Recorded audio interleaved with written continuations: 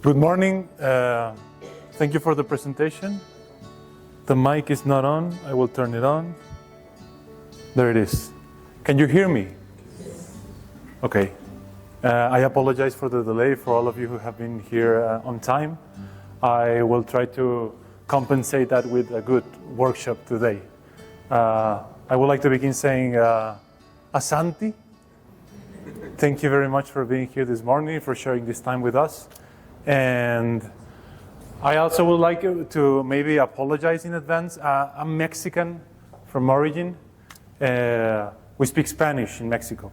And I've been living in Spain since 2005. And they speak even less English in Spain. So this is not my first language. I will try my best to explain myself in detail. Please, if there's anything that I have not explained properly or I'm not being clear, do not hesitate and tell me, hey, say this again, no? Or explain it better, and I will go back to it. I would like to begin with a small group activity that we can do together. All of us here are educators, right? Can you raise your hand if you're working in a school? Okay, so most of all, is there someone who is from the university level? Okay, we have a few, mostly schools. Okay. Please, either if you're in a school or in a university, think about your students. They will be in your care for many years. Some of them might very well spend more time with you than with their parents. No? This is something that's happening worldwide because the demand of the workplace are always increasing. Now, try to write down, we don't have any paper, or maybe you have. If not, think it in your imagination. Think at least 3 words that describe what you would like to achieve in those children. This is a great responsibility, no? And this is also has something to do with your purpose on why did you choose to be an educator? Why are you doing what you're doing? And I know it's hard to choose just 3 words. 3 words that describe how would you like them to be, the 3 things that you consider are more important for you. The most important results that you're aiming for. And I'm sorry, but I insist. I'm not asking about the results that Kenya is expecting, or the education is expecting, or the school is expecting. What are you? What is it that you really want to achieve in those children? I would like you to choose just one of the 3 words. Happy. Happy. Virtuous. Virtuous. Ethical. Ethical. Resilience. Thank you. Responsible. Integrity. Integrity. Thank you. Independence. Yes? Inquisitive. Well, thank you very much. You participate way more than people in Spain. People in Spain are way shy. Auditor, please, at least 3, say something.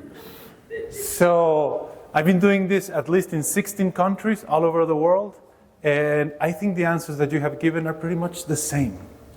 No? I'm going to put here a slide that I always use. I keep updating it time after time. But these are the words that you usually find. No? Being, I see happy has appeared. No?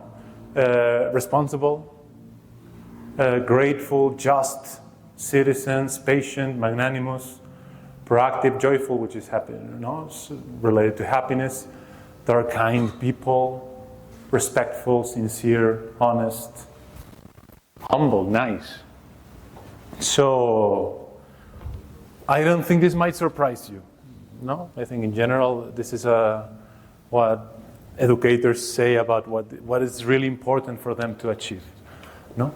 What is sometimes surprising in many countries is that most of the words that are written here, and most of the words that you have said, are, I don't know how you call it, moral values or moral virtues. I don't know which is the word that is. In Kenya, you use more the word values or you use the word virtue? Values, right? And anyone can tell me the difference between a value and a virtue? Which is something really difficult. In many countries, when I ask this, no one has... they say, well, synonymous are very similar.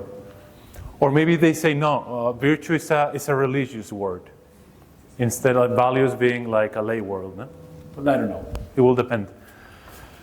But these are moral values, no?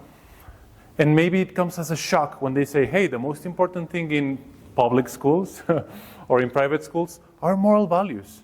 And they say, no. The important thing in schools are academics, math, English, whatever, no? And well, okay, but this is what you have answered. No? When you inquire educators what is the most important thing for them, they never say, I want them to make differential equations of the third level. I want them to learn 5 languages. I want them to know all about history. These are good things, and we should aim for that. But when you ask what is the most important thing for you, these are the kind of things. So I want to begin with this because this is what I consider to be a good person or a good character. Maybe you have seen in the website that this was an invitation to a workshop about character education. I think it's important that we define what do we mean by good character. And this is what I mean. Is what do we do in education in an intentional and strategical way to achieve this? This is what we're going to be discussing this morning. And sometimes these words are problematic because you say, hey, I want them to be just citizens. But what do you mean by just? No? Or I want them to be resilient. What do you mean by resilient, really? No? And is it fair or not? So if there's any problem with those words, or if there's any problem with, in some countries, they have a problem with the word virtues, and they say that these are virtues. I don't have any problem avoiding the word virtue. I'm not going to be talking about virtues during the presentation, as a matter of fact, because I don't need to. Because when I talk about this, everyone agrees. No? And when I tell them, hey, I would like the students I want them to be persons that care about the people around them, that are not indifferent to anyone being left behind, everyone buys this. And they say, yes, I would like my students to be this way. I want them to be citizens that are not dominated by haste or by the many things they have to do. I want them to be serene, to listen, to reflect, to transmit peace. No? Have you ever been with someone that transmits you peace and how we like to be with them and spend time? Yes, I would like that for my students. I want them to be persons that speak their mind, combining courage with prudence. They do not remain silent or indifferent when facing injustice. I don't want them to just get rid of problems. No, I want them to face them. Their life purpose is aligned to what they do. They seek to contribute to the common good and also find satisfaction in doing so. They know that what they think, their opinions about matters, or their solutions are not necessarily the best ones. They are willing to collaborate with others, to listen, and maybe find a better solution. Of course, they are kind. It's a pleasure to spend time with them. They are friendly, endearing, modest, easy to deal with. This is another dimension that is really important, no? Because if they are cold-hearted people, this may not be the best scenario. Also, doing their job well is a fundamental part of their life. They're open to learn, to improve, to grow, to do their job better every day. And finally, we want them to be the kind of persons that are moved by who they are, by their identity and integrity. These are not people who need to be surveilled. These are people who do not have to be watched to comply. We want them to be people that can be trusted. So I insist, if anyone has a problem with moral values or with moral virtues, if we don't talk about that and we just talk about this, I think we might come to a common agreement, no? That, hey, this is what we would like for our students. To educate a person in academics and not in morals, it's I think I shouldn't be coming in the front, no? Because the sound gets affected. It's to educate a menace to society. And it's true, we don't want to have very smart people who are looking only about themselves, no? Or that are willing to take from others just to, for them.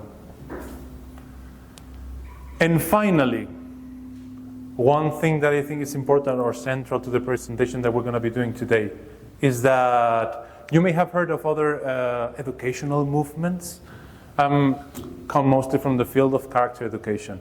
but maybe you have heard about moral education or moral values education. I think this is something that has begun recently in Kenya, no?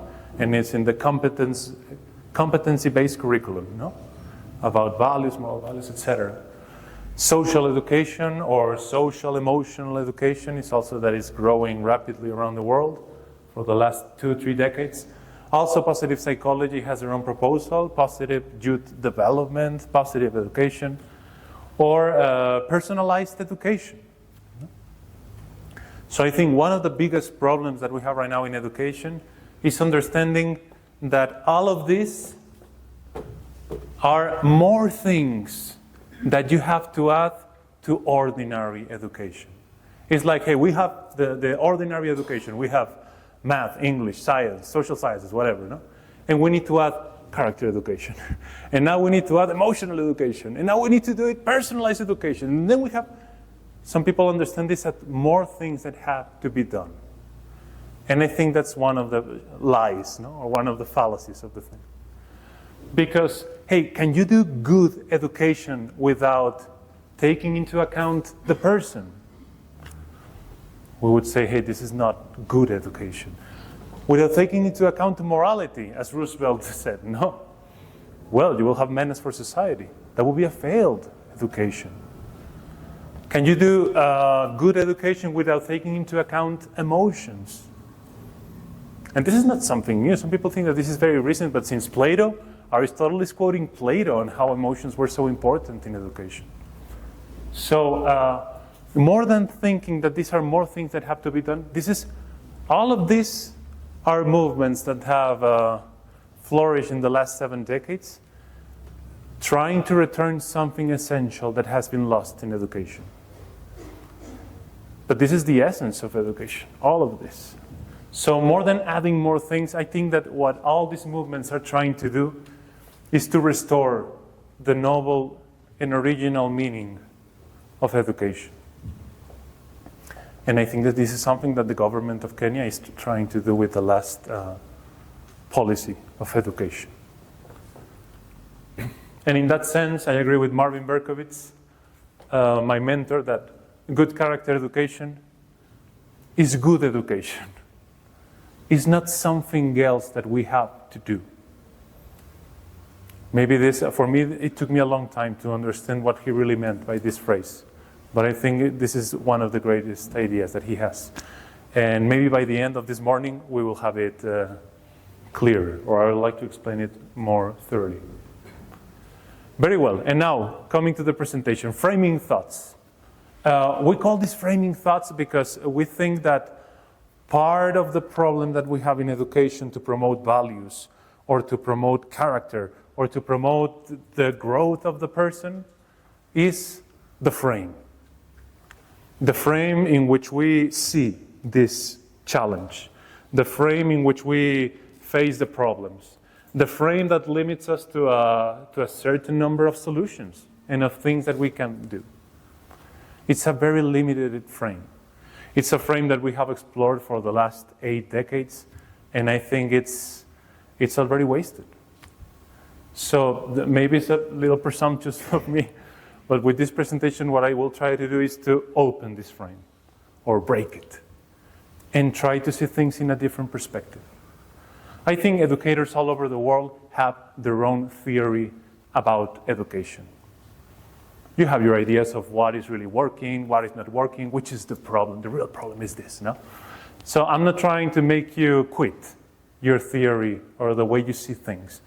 I'm just going to invite you to add something else that is perfectly compatible with the theories that you already have. So don't think that I'm trying to convince you to, or trying to win you over to my side.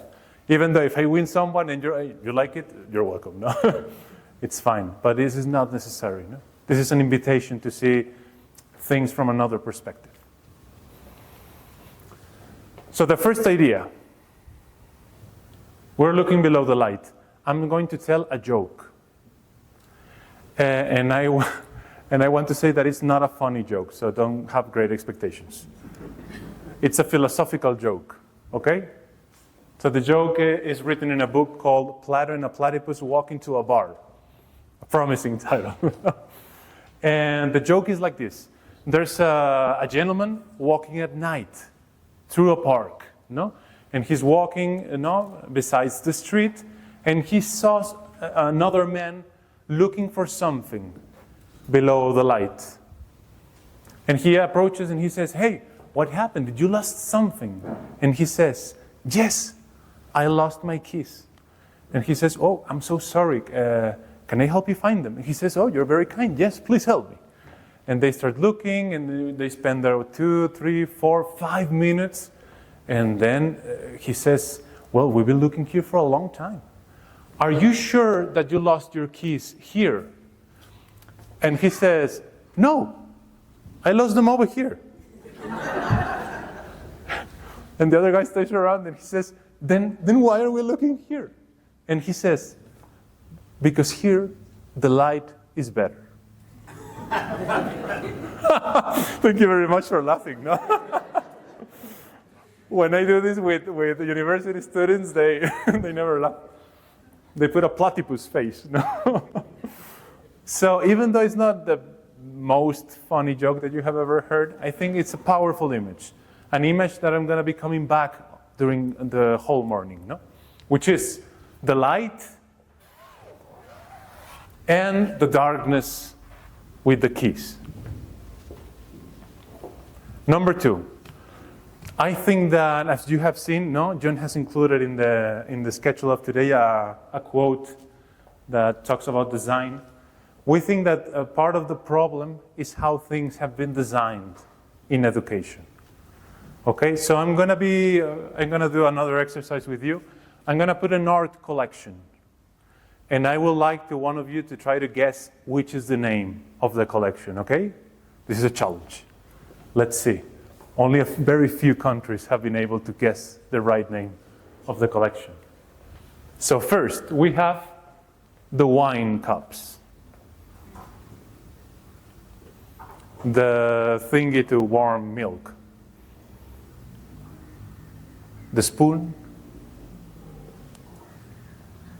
the fork. Try to think, what do they have in common? Portable ruler,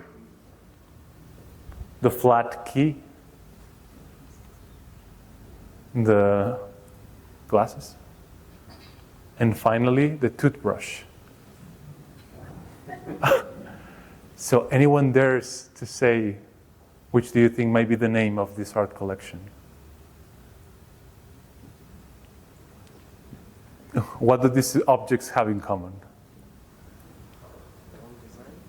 What? Design, they have been designed in a way, but yes, that's not the name. Yes? Unique design. Could be, but it's not. Thank you.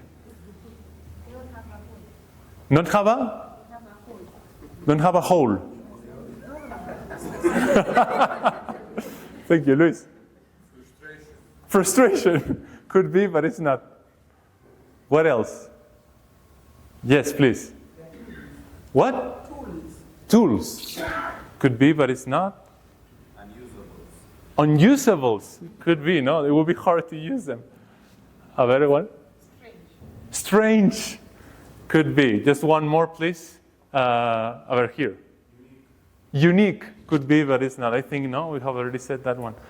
Okay, thank you very much for trying. You know, I think some of them are similar to the name. The name is written here, even though it's blurry right now. You cannot see it. It's called The Uncomfortable. The Uncomfortable. Because it's very uncomfortable to use these things, you know? And I think he has a great idea, because look, sometimes people look at these wine glasses and they say, "Oh, they're so fashion. I would like to have those kind of glasses for Christmas dinner." No? I'm going to buy them. But then when you start thinking like, "Hey, how am I going to drink from this?" I will need to have someone here, cheek to cheek, no? Drinking together, no? And if you have a big nose, this is going to be a problem. No? This might get your hand burned. This doesn't make any sense. No, the fork. I mean, all of them, they might look shiny. They might look precious. They may look attractive. But if you look a little bit closer, you see they're not worth it. They are not well designed. No? And no, they may look attractive, but they're not useful. So after we use this in our workshops or whatever, we put this quote by Paul Houston, the former executive director of the American schools. I think it's a strong quote. Schools are perfectly designed for the results we're getting. If we don't like the results, we need to redesign schools. I like this approach, first of all, because it's not an imposition. He's not telling you that you have to redesign schools. He's saying, hey, if we don't like the results, maybe, there's a problem with the design. You know? We're always asking principals, hey, what needs to change in your school for things to thrive? And we have 4 top answers. The first one, I don't know which is the order, no? But they usually say at the beginning, the students. The students need to change. That's the problem, no? Sometimes they say, no, it's not the students. It's the teachers. The teachers are the problem. We don't have enough good teachers. We need to have better teachers. Then they say, no, you're wrong. The real problem are the families. The families want us to do everything. And they're not taking an active role in the education of the children, no? And finally, we have some people who say, no, it's the government. The government is the real problem. Those are the ones who need to change, no? So we tell them, no, there's a problem with these 4 answers, and is that it's very highly probable that none of these things are going to change. This doesn't depend on you. You will very well have the same students, the same teachers, the same families, and the same government, or even even worse. So you need to stop relying on other people to change, no? And start focusing more on what is in your power. What is it that you can do? There are some things that you need to accept and that you have to work with them. But there are things that are in your hands. So we think this redesign, no, or the design of the ordinary things in a school is something that is in your power. Mostly if you're a school leader. Because you're like the key piece to do this kind of thing over there, no? So many principals in the world complain about teachers not being committed to the school. Teachers that only want to do the minimum work. Mediocre teachers, no? And we tell them, hey, maybe you had bad luck. Maybe you had the stars aligned and you have the worst teachers ever. Or maybe your school is perfectly designed for teachers not to engage with the school. Maybe your school is perfectly designed for teachers to be burned out, to be tired, to have low expectations about their work and about the students, no? Many principals complain about children. Children do not reflect. Children don't read. Children, the parents give them the smartphone since they are 5 years old, and no, their head is messy and we don't have anything to do. Could be that you have the worst students and the worst parents and whatever, no? Or maybe your school is perfectly designed for children not to be reflective. So this is another perspective. Hey, let's look at ourselves first before we take a look to the others. Number 3, I'm going to put just 7 ideas. This way you can see when I am reaching the end of the presentation, even though I will make a break at the middle of it. A break so that we can discuss with whomever is besides us. What is not necessary nor sufficient? When we're designing a service or a product in a school of design or whatever, students are told that it's very important to identify what is necessary to have a good product, to fulfill a good service. And also what is sufficient, because we usually don't have infinite resources and we want to save some of them and have more money, whatever. No? So I'm going to begin with the contrary approach. What is not necessary nor sufficient? So when we go around the world and we ask schools, hey, values are important for you. Virtues are important for you. Character is important for you. They say, yes, this is important. No, this is the most important thing in the school. So we tell them, hey, if this is the most important thing for you, what are you doing to achieve this? And they tell you the following. So first of all, everyone says, hey, we have a curriculum. We have lessons. We have classes. We have classes only for moral virtues or for moral values. And also we have maybe, we talk about some values in math class or in English class or in history class. And we have, everything is infused with values, very well. We do collaborative learning because this is a technique or a method that has shown that is very helpful to develop social skills. We do the flipped classroom to promote responsibility. We do service learning, or we do community service. We go and pick up the trash in poor places or in the slums. We have more people doing mindfulness or doing yoga. Welcome, good morning. So the children calm down and are more more receptive of what we tell them. Other people focus a lot on selection. If you are not a public school and you can select your teachers, you can select your students, you can select the families. Hey, let's look for the best families. Let's look for the best students so that everyone here thinks the same and we're all aligned and no one is miscarried. There are some other classical approaches like, hey, let's read the great books of the history of humankind so we can inspire in the Odyssey or in, the Count of Monte Cristo. I don't know if I'm translating it well or not. So, a more traditional classical approach to education. Or maybe we have tutoring or mentoring, or I don't know how you call it in Kenya, in which we have like, hey, we have adults that talk with children individually for 20 minutes every 20 days. So they can have like a personal relationship with them. Okay. I would say that I appreciate all of these initiatives. There are even more, I'm just putting the ones that are more frequent. I want to transmit two ideas about this. The first one is that none of these practices are strictly necessary to do character education, to do personalized education, to do moral education, to do social education. None of these are strictly necessary, even though there's a lot of people who do them. Which is the major evidence that these are not strictly necessary? That we have many studies of many schools that don't do any of them or don't do one of them and still thrive. So that's the first idea. And the second idea is that many people ask, hey, Juan Pablo, do you guarantee that if I do all this, we're going to have a good school? Children are going to cultivate a good character? Well, no.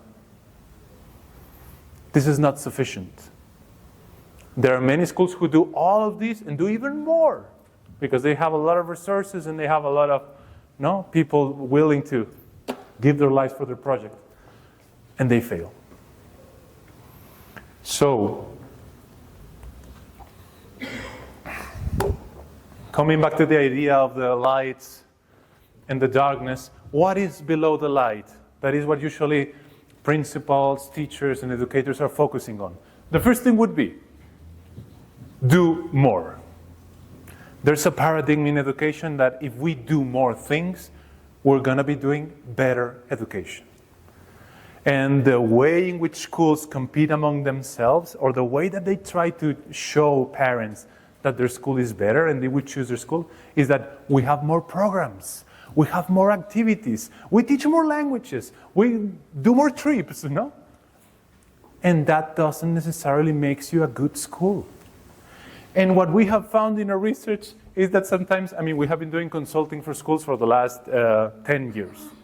And usually, the first step to begin improvement is doing less things. Is doing less. Why? Why? Because usually the social pressure in general, not just in education, but in every other context, is to be doing more and more and more and more. What happens when you do more than your capacity let you do? Maybe the first year you're, okay. Second year, third year. By the fourth or the fifth year, you're already burned out. And you're sad. And you become angry fast with people, with their interactions. And you start to deteriorate your relationships. And you don't really want to go to work anymore. And when you have to rest to get out of a burnout, some people think that, no, let's let him rest for 3 months on summer. And no. If it takes you 5 years to burn out, it takes you another 5 years to recover.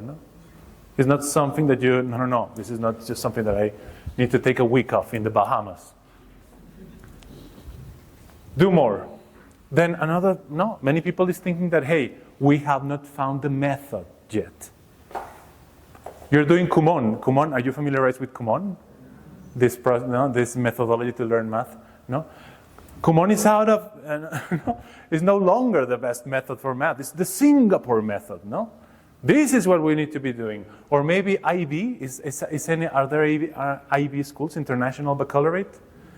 This is something that has been long done in Latin America and in the US, but for example in Spain they have just begun this. And it's a methodology that takes a lot of time to implement, and they charge a lot of money to have this logo of international school. And sometimes that doesn't even help. We've been long time searching for different methods. And even though I think that methods can be very interesting to promote a certain technical knowledge or technical capacity, there's a lot of research showing that the method is not necessarily significant when you're trying to promote the growth as a person, or when you're trying to promote character development, or when you're trying to promote values. It's not an essential thing. Hey, we need more resources. If we had more money, then things will be thriving, no? Then we will have the best teachers, then we will have the best facilities, then we will have the best students, and everything will be okay. What we have found, or maybe selection. If we had better teachers, if we could select better families. We have been doing this, the work that we do has been done since 1998 in St. Louis, Missouri. St. Louis, Missouri is one of the poorest cities in the US.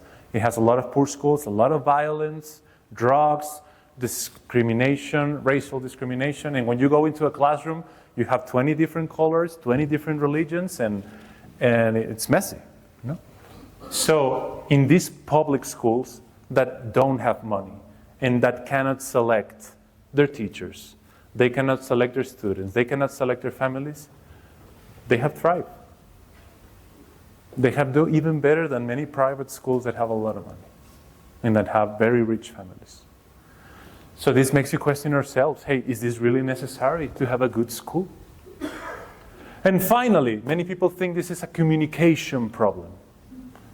Many people think, hey, the teachers have not yet understood why are we telling them to do the things that they have to do. No? If they understand us, then they will be happy and they will be making an effort to do these things. No? Why are we doing these things? No? So I agree that this is an important matter. But the thing is that I met schools that have been doing this for the last 50 years. And I asked them, hey, if you have been trying to find the right language, the right way of explaining yourself, if you have done long videos, mini videos, and still that's not making a difference, doesn't that make you suspect that the keys are not here? So I insist, this is an invitation. No, what I'm saying, I'm not saying that any of the things are bad. No. I mean, if you can do more things, that's very well, let's do it. No? If we have a better method, if we have more resources and we can select people from the Ivy League or whatever, that's fine. What I'm saying is that the keys are not here. And let's do this fourth idea and then have the little activity that I want to propose. So I guess many people would say, well, Juan Pablo, then what's necessary? Come on. You tell us what's not necessary, what's not sufficient. Then what is necessary, which I think is the most necessary thing in a school to promote values. And I also think that this may be even sufficient. If you have this, you don't have to do away more things. If you have this, you have already got the most important thing. And it's something that it's called the climate, the culture, the atmosphere, the ethos. Each one of these has their own research international center, their own journal, their own annual conference. No? And even though they don't come to an agreement on which is the difference between all of them, this is not something that I need to explain to you. This is not something that the principal of a school has to explain to you when you arrive at a new school. If you arrive to a new school, maybe not the first day, maybe not the second, but by the end of the first week, by the end of the second week, you already know what kind of place is this. You already know how things are done here. You already know why things are done here. How are the relationships? How are the motivations? So you experience the culture. You're not being explained the culture. If we come back to what I told you at the beginning, hey, what is it that we like to achieve in our students? No? These characteristics of a good person or a good character. So now, I'm going to show first an example of a bad culture. How is a place in which this is very difficult to cultivate? And then I will put the counterexample, no? A good culture. No? So let's begin with the bad one. No? Students and staff do the minimum essential work. They miss school at the slightest opportunity they can justify it. No? We find this every country. No? Many people who don't like their work. If there is a chance or I have the possibility to stay home, I prefer to stay home than going to work. And that's a really important signal. No? If people are not thriving, if my job is not the place to which I want to go and do good to the world, there's something very wrong. Teachers and or staff not collaborate or discuss the solutions for their challenges. Everyone works individually. Everyone is just looking after themselves. And there's no relation, there's not helping, there's no collaboration. Bullying is practiced by students and teachers. I teach teachers now, or the university students that are going to become teachers. And one of my top students, they were admitted at one of the top 5 or top 10 schools in Spain. Really nice schools, in the top rankings of everything. One of them went to Bilbao, and another one went to Madrid. And they called me at the beginning of the year, and they said that they arrived and they were received by a senior teacher, like a mentor, no? A teacher with a lot of experience working in that school. And the teacher was showing them around, giving advice or whatever, and they told him, hey, I'm going to give you the most important advice that you must never forget in this school. And it is, you either killed or you are killed.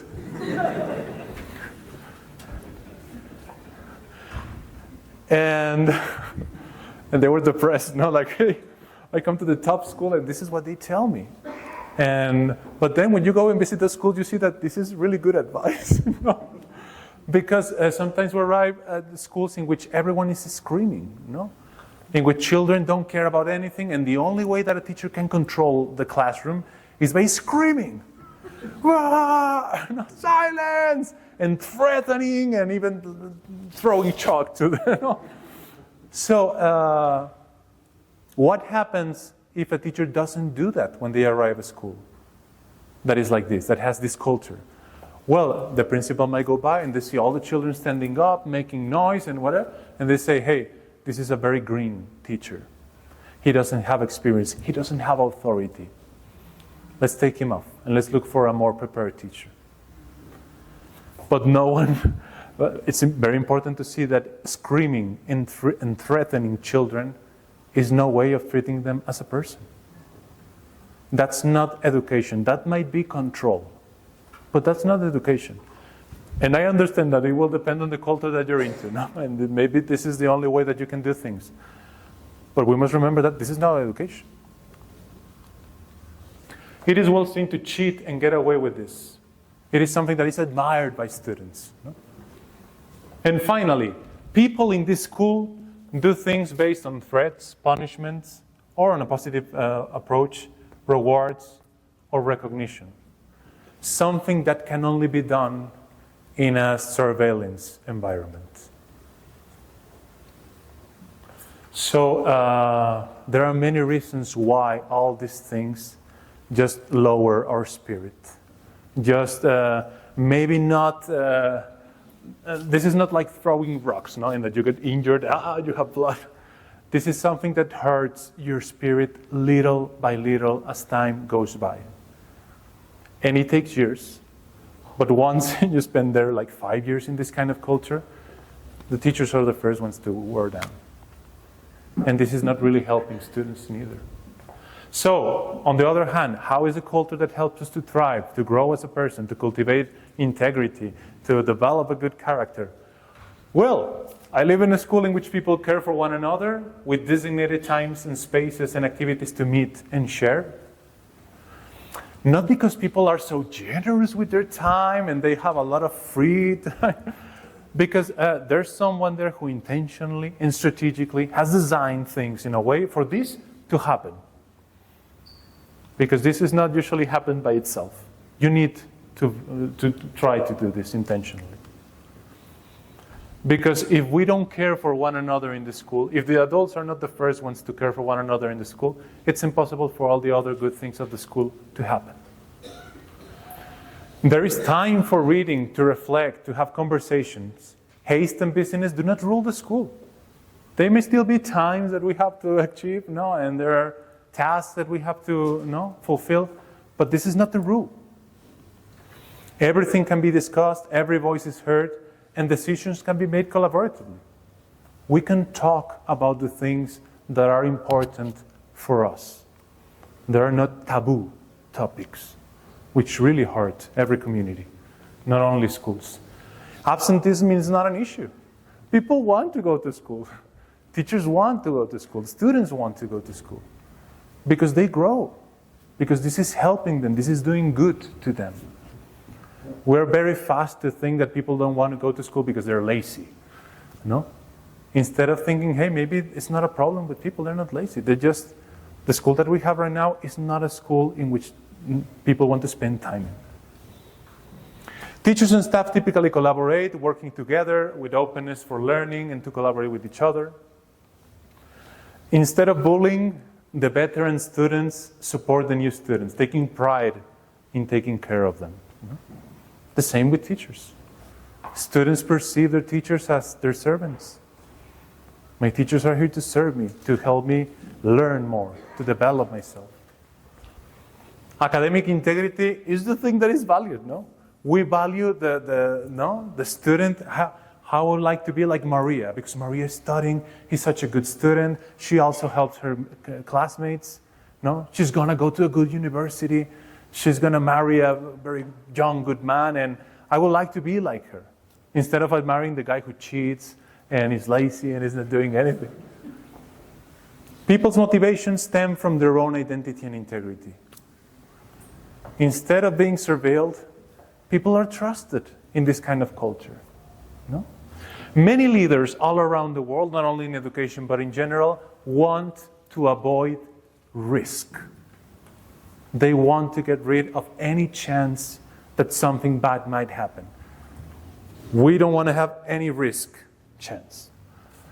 What's the problem with eliminating any risk? That there cannot be trust if there is no risk. Trust can only exist if there are risks. Because if there is no risk at all, what are you trusting?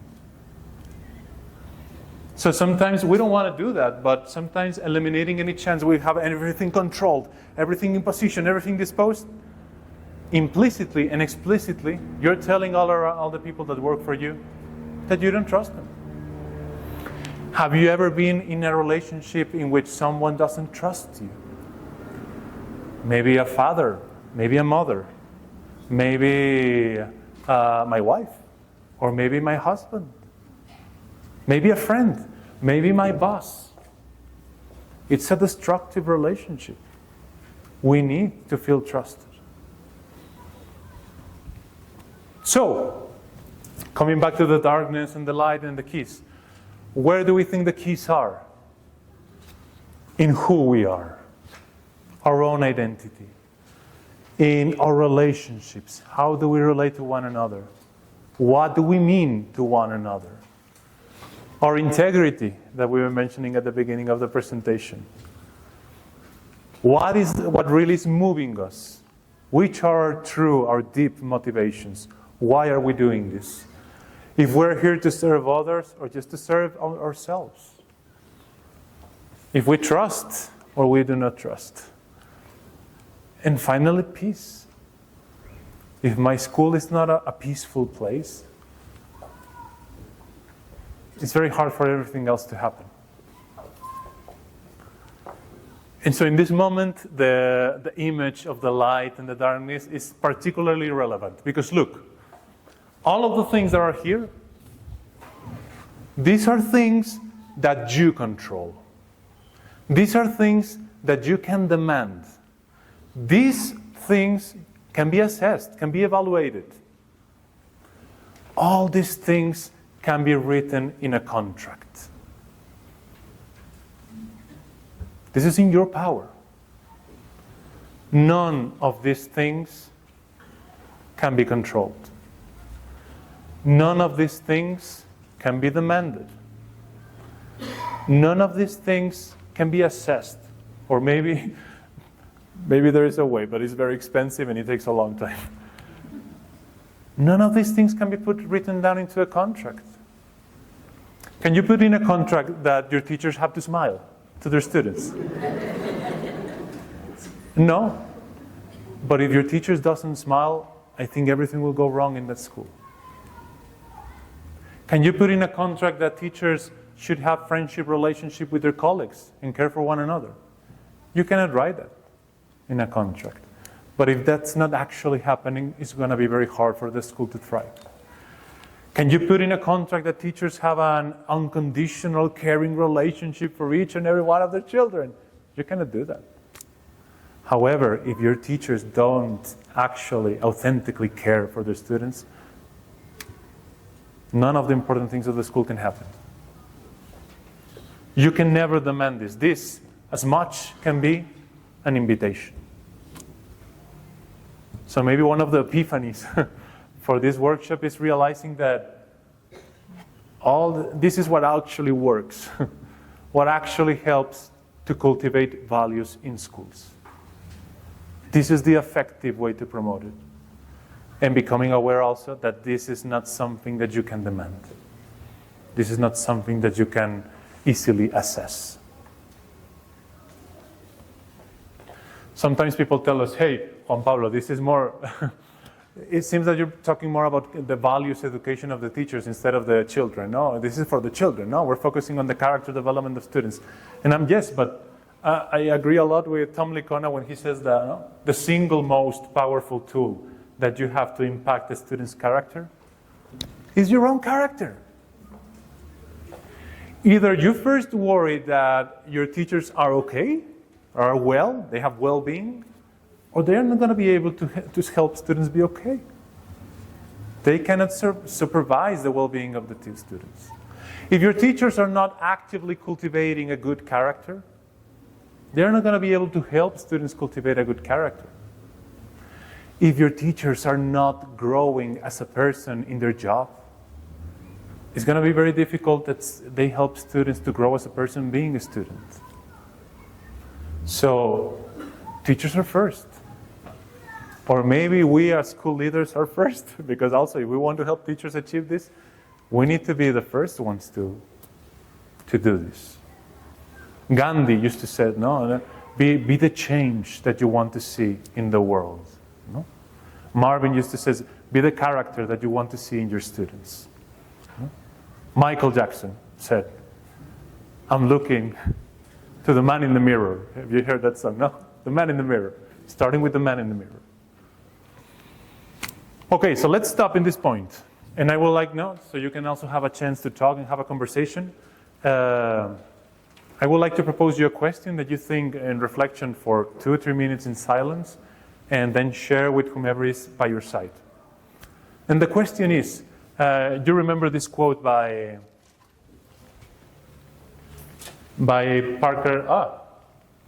Paul Houston? Schools are perfectly designed for the results we're getting. If we don't like the results, we need to redesign schools. I would like you to think, what is this phrase telling you now? How do you think this connects to the design that you have in your school? Think it individually for 2 or 3 minutes, and then I will give design to share with the people that we have besides us.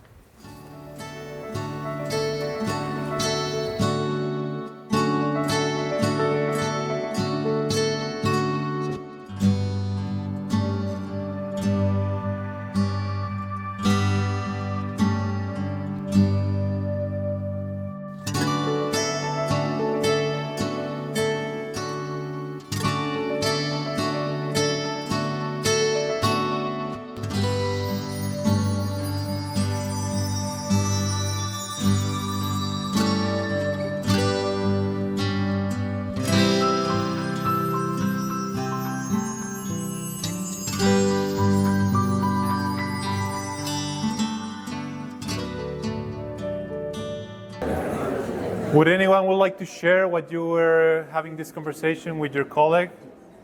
Either what you were thinking about this quote, this citation, or maybe what your partner is telling you? Or maybe you can invite your partner, hey, she has a really good idea. Why don't you? Here? Okay. It says schools are perfectly designed for results we are getting. What results are we looking for? No? Not. So what results are we looking for? Are we looking for academic results? Are we looking for human results? Are we looking for spiritual results?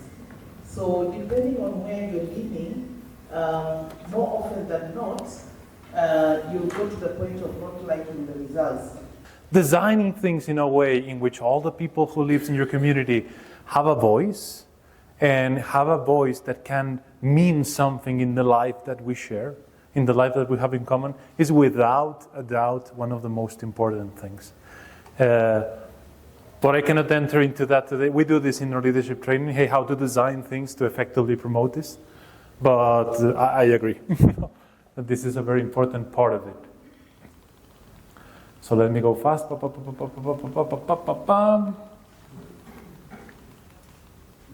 We're going to stop in 15 minutes. Yes? You know, we have a break. Tea time. I know. I pass. I'm sorry. So the seed approach. This is another idea that can help to see things differently. No? A seed, I think, is a mystery. Right now. Maybe not in the future. But right now, a seed is capable of having soil and water and transform that into a banana, or a tomato, or a potato, or whatever other fruit or vegetable or whatever you want to eat. No? This is not something, there's no any technology right now in the world, no company, no artificial intelligence that can take soil and water and transform it into food. Maybe we will know in the future, but right now, no one has the power, the knowledge, or the technology to do that. It's something inside the sea. There's something there. What we know, and we have become really good at that through the generations and the years in the history, is knowing which are the best conditions that we can put around the seed for it to grow, to flourish, to bear fruit. This is what we really know. But we don't know what the seed does. We know which are the conditions. So this is an invitation to think in this way with children. If you want to make children or adults grow, do we know what the children, adults, or people in general have to do with their lives to flourish? You don't know that. That's a mystery, even for that very same person. And this is a question that we must live on our own, maybe with the help of others, and maybe hearing their advice. But this is something that you have to discover for yourself. No one can tell you who you have to be or who you are. No? And we have had many problems in education or information in general when someone, an educator or a formator, tried to assume this role. A formator, instead of telling people what they have to do, should be focused on figuring which are the best conditions for someone to grow, to thrive, to develop their character, their identity, their integrity. So, this is the Camino de Santiago. If you ever come to Spain, I invite you. This is Pamplona. In Pamplona, we have the best conditions for sunflowers to grow. It's full of sunflowers. No? And if you put a seed of sunflower there, it will grow, and it will flourish, and it will bear fruit. But if we put a sunflower in Patagonia, or in Russia, in Siberia, it will not grow. Or it will grow poorly, and it will die. It won't flourish, it won't bear fruit. I'm putting this image because sometimes I'm with educators who look at children that are this way, and they usually tell me they didn't have enough willpower. They didn't desire to flourish. Or even sometimes they tell you, we didn't explain them well. We need to give them another course of how to flourish. We need to give them another course of virtues, another course. And it's not really like that. usually children that are like this is because their conditions were too harsh. If a child is put in good conditions, the conditions that we just have seen of a good culture, they flourish. I accept that freedom exists, and that even people in the best possible conditions, they lose themselves. But this is not what usually happens. Usually, if we're in a place that we are cared for, that in which people we're important to the others that we share our life with, they count with us, they take care of us, they hear our voices, they do not force us into doing things that we don't want to do. Children grow. So another idea that I think can help, the seed approach. Sixth idea. What research suggests is that we should implement design principles. When we're designing the ordinary things that we were telling, hey, how do we design things in order to help people to grow? So the research that we have done that Marvin has been doing since collecting everything that has been published since 1952, suggests the following thing. The what is not that important. What really matters is who, why, and how. So let me explain this. There are a lot of evidence-based practices to promote values development or character development. For example, mentoring. This is one of the most highly qualified practices that help people grow. But the thing is that if you see all the studies, you see that mentoring sometimes works and sometimes it doesn't. Community service is another excellent practice that has been done around the race. But if you see the studies, you see that sometimes it works, sometimes it doesn't. Having a curriculum about values, sometimes it works, sometimes it doesn't. So if you analyze the 369 papers that have been published about character education, values education, moral education, positive psychology, social emotional learning, you see that sometimes they do it, sometimes they don't. So the research people, the researchers who have been going through this, Marvin and his team, they say, hey, then the real question is not what works. The real question is on what does it depends. What happens in this so that they work? These practices that we see are the most often effective. And they see that it will depend mostly on who you are, on why are you doing things, and on how you do them. When we talk about design principles, what we mean is, hey, let's focus on this. Instead, not that much on what. What schools are doing, I think that all of your schools might already be doing the right thing, regarding the what, the practices, because people have common sense. And usually people do things that are okay, What we are not usually that focused is on this, who, why, and how. So this may be a good news, I don't know. What we're proposing in this approach to education is that instead of focusing on doing extraordinary things to promote character, let's focus on redesigning the ordinary things. The things that are already being done in your community. The things that you will have to do either way. You're going to have exams. You're going to have assessments that can be done in a way that help people grow. And they can be done in another way that doesn't help people grow. We're going to have problems. We're going to have fights. We're going to have conflicts. They can be solved in a way that help people grow or not. You're going to have faculty meetings. Faculty meetings sometimes inspire the teachers and they want to come back and do a better work. Sometimes faculty meetings just get us depressed and we want to have a passive role and just get out of there as soon as possible. I insist, when we ask schools, hey, what are you doing to promote character development, values education, moral education, they always tell you this. What they never tell you is, we have math class. During math class, that is the context in which our students grow as a person. The school bus. The school bus is the place where we cultivate values. When we go to the museums or in any other excursion, playing sports, doing a science project, the faculty meetings, the ordinary faculty meetings are the ones that help us become better teachers. the Christmas festival, the collaborative teamwork or whatever, recess, or the fights that we have, are an excellent opportunity to grow as a person because we can solve those conflicts. So what we think is that, hey, this will never be more than 2-3% of what happens in your school. This is a very percentage of the time that you have in school. This, on the contrary, is the 97% of what happens in the school. So this is an invitation to say, hey, let's make the 97% of what's happening in the school be the opportunity for children to grow. Be the opportunity to cultivate values. Not by doing more things, because I think that all of us already have a lot of things to do. We are not in a position that, hey, let's do more things. No, I have free time. I have time to spare. Give me another curriculum, another program.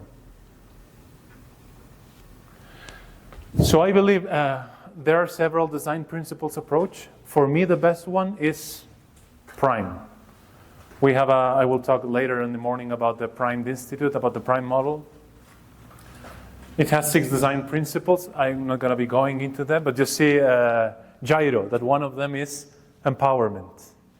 And by empowerment, they mean by giving the power of voice. So that, as you will say, we're saying, no, that children can collaborate into designing what happens in their life, no? At school.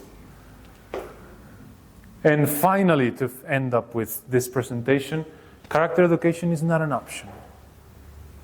Many times people tell us, hey, do we have to start doing values education?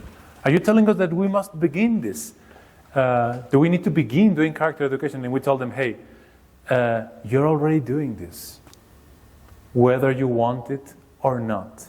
Whether you're doing it intentionally and strategically, or this is something that is left to the charisma and initiative of each one and every teacher that you have in your school.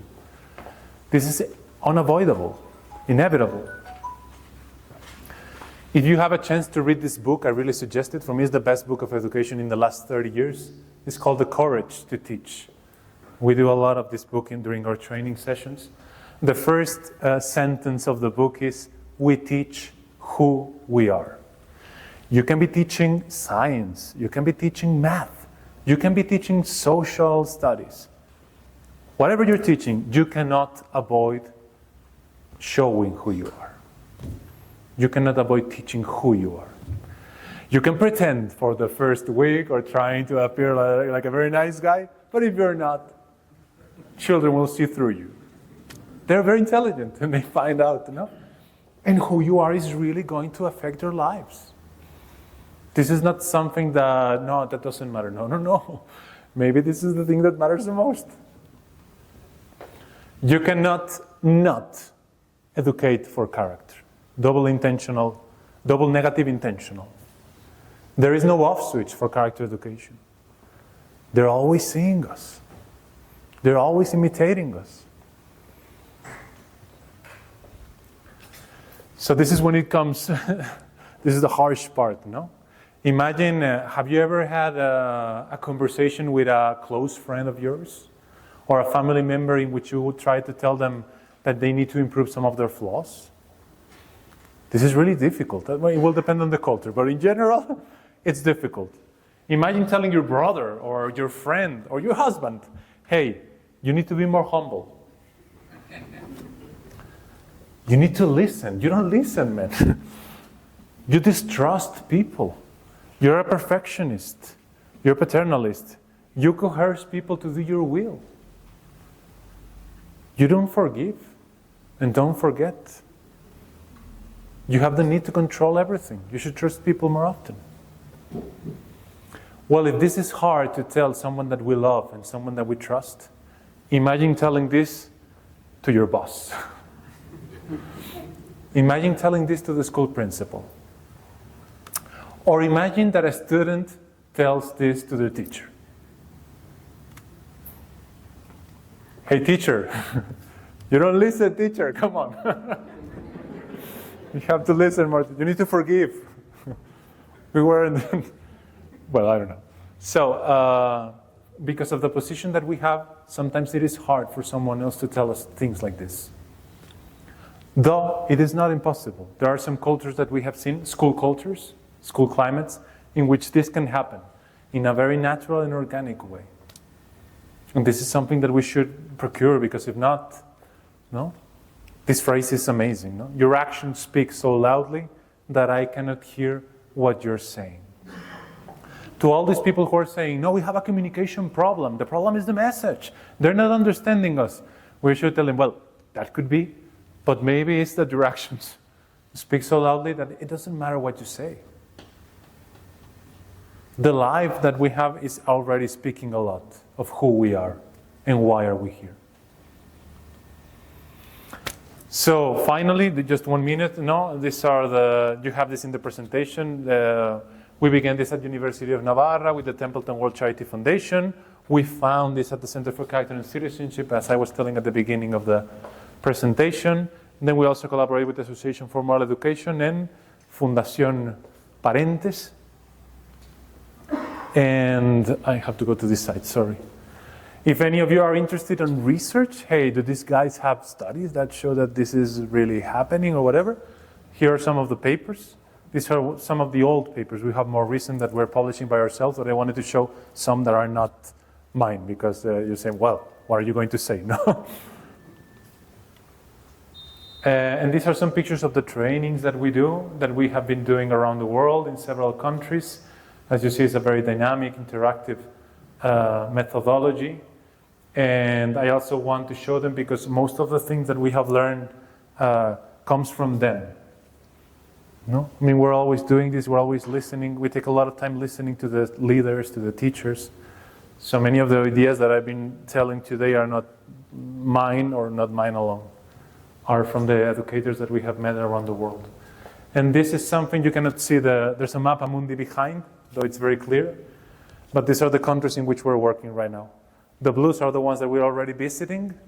The red ones are the ones that we might go in the future. And the green ones and the purple one are the ones that the other colleagues are collaborating with. And I put it because I wanted you to see that, hey, if this is something that has been going on since 1998 and has not changed a lot, in a world that is constantly changing as the one that is in education, makes us believe that these guys at the Center for Character and Citizenship have found something important. And also, if this is something that is well received in many different cultures, with many different problems and makes us also believe that maybe the keys are in this approach. And finally, if any of you like social media and would like to see videos of people doing this or whatever, this is our Instagram. And as I promised at the beginning of the presentation, here is a QR code in case you would like to have this presentation, or if you want to share it with someone else. And so now we have time for a break. So why don't we, instead of having questions, we can discuss them during the break, during the tea time, and we will have another section for questions at the end of the morning. Is that okay?